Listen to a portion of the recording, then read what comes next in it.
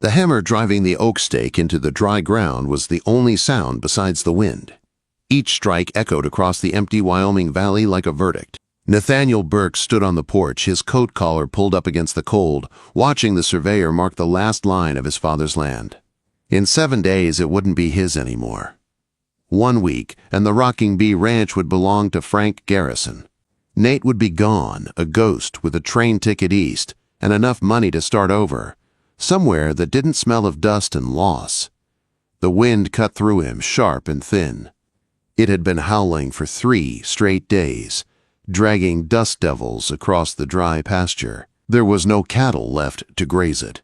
He'd sold the herd 6 months back to pay off what he owed at the general store. The barn was empty, the bunkhouse hollow, and the house, built from pine his father had hauled down from the mountain, was cold as a grave. He was 34, but he felt 100. Wyoming had taken everything from him. His father, dead from the red cough. His mother, gone from the grief that followed. And Jed, his younger brother, shot through the chest 2 years ago in a range war that had never truly ended. Nate had carried Jed's body home over his saddle while the town watched in silence. They didn't forgive him. They whispered he should have stopped it, that he had led the boy to his death. He hadn't pulled the trigger, but guilt was a heavier bullet than any lead. The surveyor tipped his hat and rode off, leaving Nate alone with the sound of the wind and the creak of his porch boards. Leaving. The word felt like a prayer. He saddled his horse, a big roan that was the only living creature left he cared for, and rode toward town out of habit more than need. Laram Fork was a mean little place crouched by the river, its buildings leaning like tired men. When Nate rode down the main street, conversation stopped. Faces turned away. He was used to it. He was the man who had buried his brother and his pride in the same shallow grave. He stopped at Henderson's Mercantile. Inside smelled of leather, soap, and coffee. Elias Henderson was behind the counter, polishing his spectacles. "Mr. Burke," he said politely, always polite, like a man talking to a leper. "Henderson," Nate muttered, picking up a can of peaches and setting it down again. He didn't need anything, but standing still was easier than thinking. Mrs. Davies, the preacher's wife, was at the fabric counter. She caught sight of him and turned her back sharply. Nate felt the familiar burn in his gut, the quiet judgment of a town that had decided he was cursed. He bought a pouch of tobacco, paid, and walked out. The bell above the door jingled cheerfully, mocking the silence outside. He was halfway back to the ranch, crossing the low saddle between his property and the neighboring homestead, when he saw her, Clara Dunning. She was standing by the ruin of her barn, a small figure framed against the wreckage. The back half of the roof had caved in, a tangle of broken beams and snow-crushed shingles. She stood with her hands on her hips, staring at it like she could will it to stand back up. He meant to ride past. He was done with people and their troubles, but her voice cut through the wind. Sharp, clear, impossible to ignore. "Burke!" He pulled the roan to a stop, jaw tightening. She walked toward him, skirts whipping in the cold.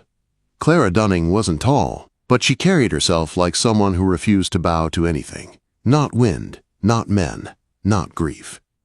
Her hair, pale brown and coming loose from its knot, whipped around her wind-burned face. "You see that?" she demanded, pointing at the barn. "I see it," he said. "It came down in the night. The snow load was too much. I've got 2 horses in the standing half and a milk cow. That side won't last another storm." Nate said nothing. He wanted to ride on. "That's a shame, Mrs. Dunning." His voice came out rougher than he intended. She shot him a glare. "A shame won't keep my stock from freezing. I need help." "I'm no carpenter." "You built your own barn," she said quickly. "Your father and you." He flinched. Everyone knew everything in this valley. "I'm busy," he said. "Packing." "Packing," she repeated, tasting the word like it was bitter. "I heard you sold out to Garrison, so you're just going to ride away and leave this valley to the likes of him?" "It's my land to sell. Your barn's your problem." She took a step closer. He could smell lye soap and wood smoke on her coat. I'm not asking for charity, Mr. Burke. I can trade canned goods, sewing, whatever you want. I just need hands. 1 week. Help me put up a roof before the next snow." He stared at her. She was proud, desperate, and angry all at once. It was the same fire he'd seen in Jed's eyes once, before the bullet took it away. He exhaled hard. The dust plumed from his lips. "Tomorrow," he said finally. "First light." "But I'm not promising miracles. That roof's a tear-down, not a repair." She didn't thank him. She just nodded. "First light. Bring your good saw." Then she turned and walked back to her house without another word. He watched her go, then nudged the roan forward, angry at her, angry at himself, and at the land that kept finding ways to make him care. The next morning, the wind had died. A dead, brittle cold hung over the valley. When he rode up to her place, she was already outside, wearing a man's coat, dragging splintered beams from the wreckage. The farm was rough but clean, the fences mended with rope and wire, the garden neatly covered for winter. She worked like someone who had run out of time to feel sorry for herself. "Coffee's on the stove," she said without looking up. "It's cold." He dismounted, tied his horse, and joined her. Up close, the damage was worse. Main beams snapped clean through. They worked without talking, tearing down what couldn't be saved, stacking boards that could. She was stronger than he expected. He taught her how to use a pry bar without breaking the wood. She learned fast. At midday, she brought 2 tin mugs of coffee and thick slices of bread with apple butter. They sat on a fallen beam, eating in silence. "Your husband?" he asked finally. "Gored," she said flatly. "A bull. 2 years back. My boy died last winter. Fever." He swallowed hard. "I'm sorry." Sorry doesn't fix a roof. She stood and went back to work. By sunset, they had cleared half the wreckage. The wind had turned sharp again, whispering of another storm. Nate looked at her, at the stubborn line of her jaw, at her small frame working against a world too big and cruel. He had come here to help her barn. But something else was shifting. Something in him he didn't recognize yet. And as the light bled out of the sky, he found himself dreading the moment he'd have to leave. By the 3rd day, the barn looked less like a ruin and more like a chance. The frame stood solid again. The new beams angled perfectly beneath the roofline, just as Nate's father had once taught him to build. His hands were raw, the skin split at the knuckles, but he hadn't felt this kind of ache in a long time, the kind that came from purpose, not regret. Clara worked beside him every day. She didn't talk much, and when she did, her words were simple and sharp, never wasted. She climbed ladders barefoot for better grip, hammered nails with a strength that defied her size, and never once complained about the cold. Every evening, when they called it quits, she'd nod at him and say, "Tomorrow, we'll finish that corner." It was never a question, only certainty. One night, after a long day's work, he lingered by the fence as she walked to the house, the soft orange light from her window spilling out into the yard. The snow had started again, slow and steady, coating everything in quiet. He knew he should go, ride home, finish packing, keep his promise to leave. But instead, he found himself sitting on the fence rail, watching her shadow move behind the curtain, listening to the wind rattle the tin roof they'd repaired together. The next morning he was there before sunrise. She opened the door with a startled look. "You're early," she said, pulling her shawl tighter. "Couldn't sleep." She smiled faintly. "Neither could I. The roof creaks like an old man's knees." They worked harder that day than any before. By noon, the last rafters were up. She balanced on the upper beam, hair flying loose in the wind as she hammered the final nails. Nate steadied the ladder, glancing up as snowflakes caught in her hair.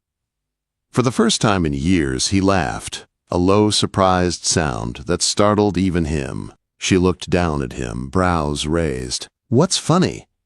"Nothing," he said. "You just look alive." Her eyes softened.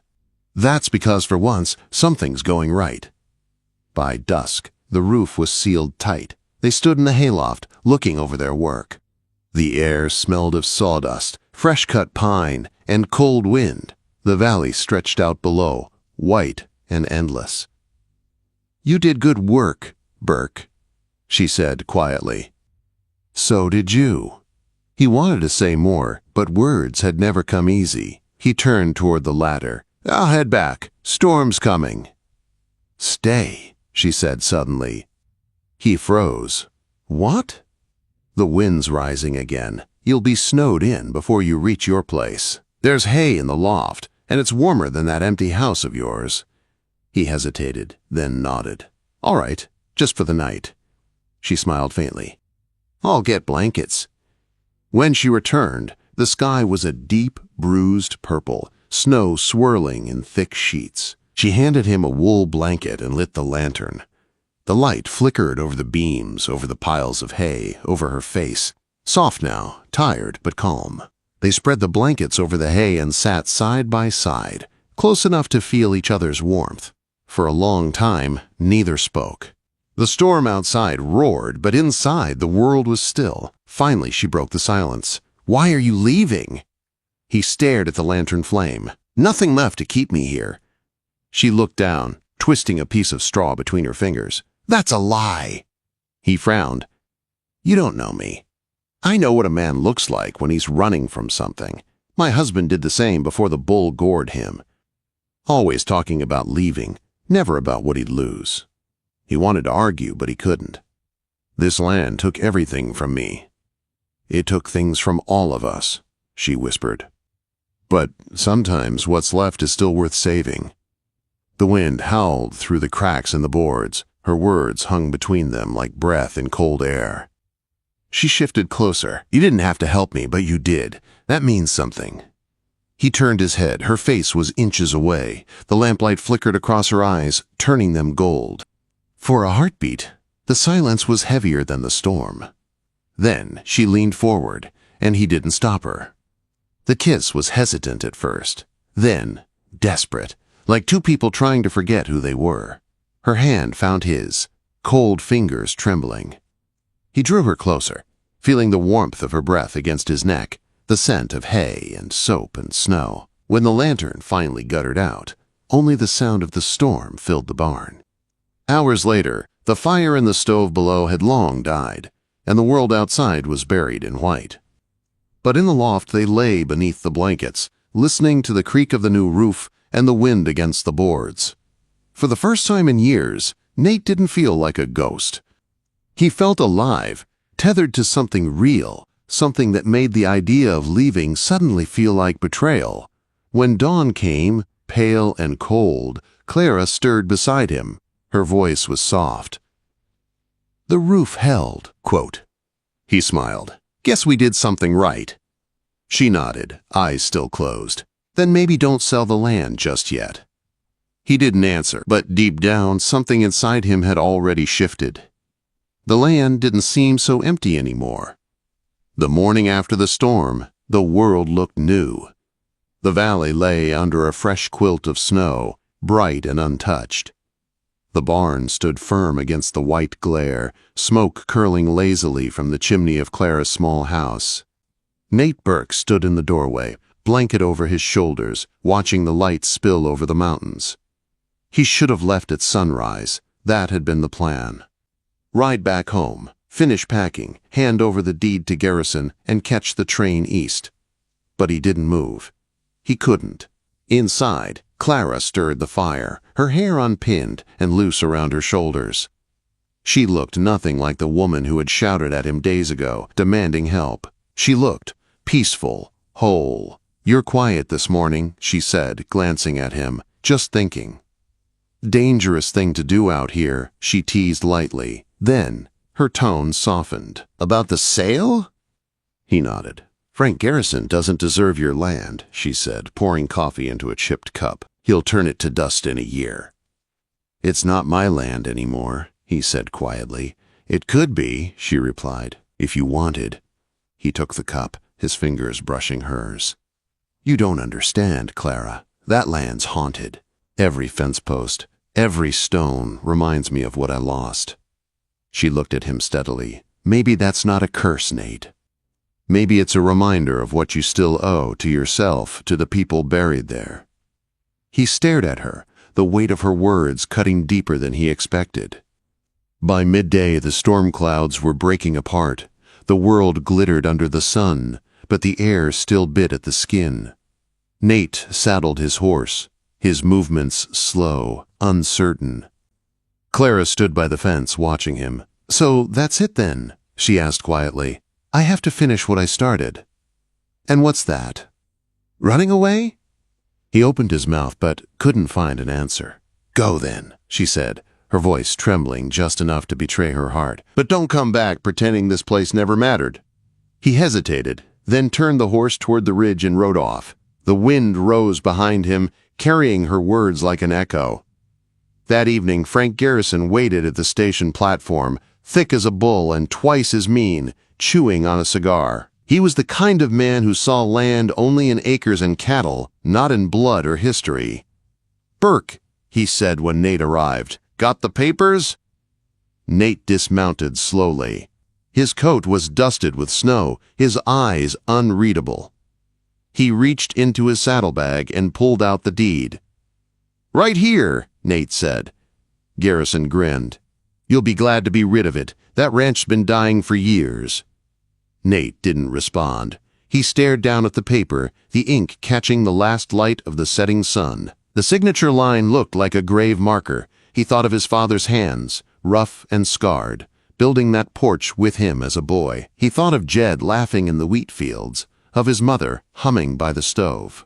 And then he thought of Clara, standing in the snow with her jaw set, refusing to bow to the world. Slowly, he folded the paper. "I changed my mind." Garrison's grin faded. "What did you say?" Nate met his eyes. "The sale's off." "That's a mistake," Garrison growled, stepping closer. "You'll regret it." "Maybe," Nate said, swinging into the saddle, "but not half as much as selling my father's land to a man like you." He rode away before Garrison could reply, the sound of hooves fading into the twilight. By the time he reached Clara's farm, night had fallen. The moonlight glowed off the snow, the air sharp and quiet. Smoke rose from her chimney again, steady, warm, alive. She stepped out onto the porch as he dismounted. Her eyes widened when she saw him. "I thought you'd be halfway to Cheyenne by now," she said softly. "I was," he replied. "But the land wouldn't let me go." She smiled faintly, shaking her head. "Stubborn man. Guess I found someone who reminded me why it's worth fighting for." She walked toward him, boots crunching in the snow. "You mean me? Or the land?" Quote. He gave a small smile. "Both." For a moment, neither spoke. The only sound was the creak of the barn door in the wind. Then she reached up and touched his cheek, her glove brushing against the rough stubble there. "You came back," she whispered. "I'm done running," he said. "If you'll have me, I'll rebuild that ranch, one fence post at a time." Her eyes shone with something that looked like hope. "I think we've both had enough ghosts. Time to start living." He took her hand, and together they walked toward the barn, the place where it had all begun. Inside, the new roof stood solid against the night. The hayloft smelled of pine and warmth. Nate paused, looking around. "Looks like it's going to hold." She smiled up at him. "So will we." Outside, the wind carried softly through the valley. For the first time in years, the Rocking Bee Ranch was more than just land. It was a promise reborn in the heart of a man who stayed, and the woman who made him remember why.